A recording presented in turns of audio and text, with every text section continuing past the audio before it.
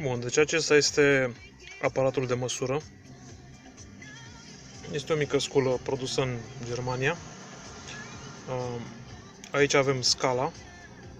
Tot ce depășește 10 mg e periculos, adică asta ar însemna,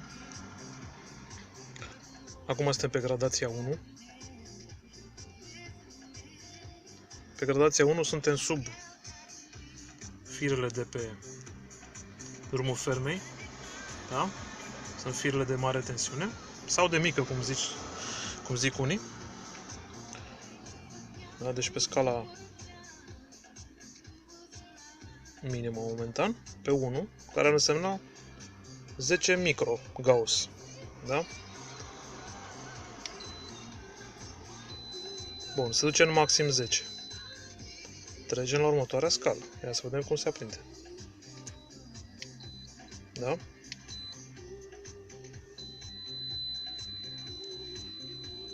Bun. Trecem pe următoarea scală. Cea care devine periculoasă dacă se atinge maximul.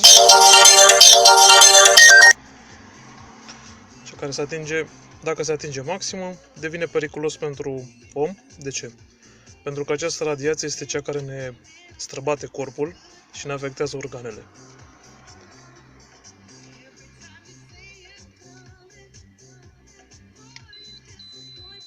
Da, deci nu trebuie să-l mai mișc.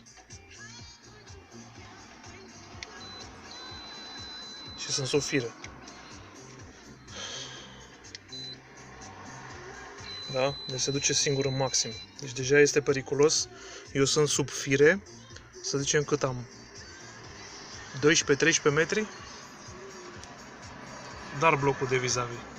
Ce distanță are? Da? Bun. Hai să trecem pe următoarea scală. Cea care devine extrem de periculoasă. Da? Asta ar însemna 10 Gauss. Da? Deci e pe 7 acum. Dacă mă duc mai în sus, e foarte sensibil. Da? Cum mă duc, deci atinge niște niveluri critice.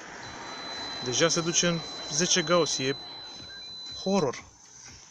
La așa ceva vă expuneți, să știți. De asta vă ziceam pe pagină să nu ignorați firele de înaltă tensiune. Da? Deci e pe scara ori 100, adică 10 Gauss. Să mă duc pe 1000?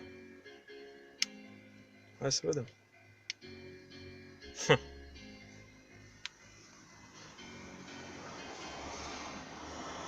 Probabil dacă mă duc mai aproape, e deja pe 2. Da? Deci dacă țineți la sănătatea voastră, faceți ceva în acest sens. Bun, mă aflu pe drumul fermei.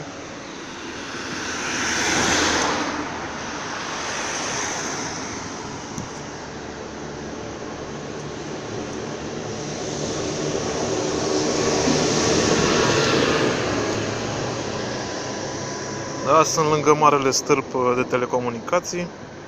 Suntem pe gradația ori 10, adică periculoasă.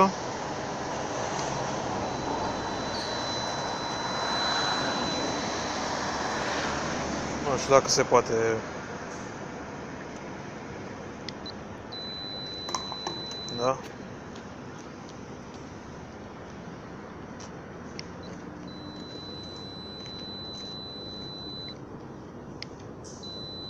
Da, deci se duce în maxim posibil de periculos. Da, m-am dus pe 100. Suntem deja pe 4. Dacă mă apropii și mai mult. Da? Deci e deja pe 3 ori 100.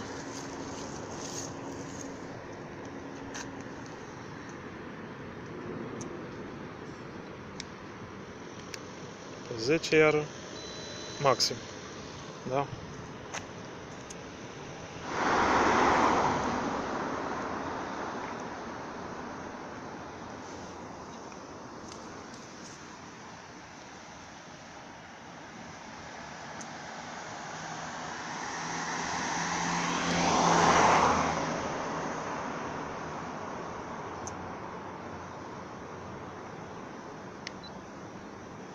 Da, și dacă îl îndreptăm spre el, adică să fie direct, e deja la 5 spre periculos. Cu cât îl mișc, se poate duce în 7 în 8. Pare rău că nu se vede prea bine.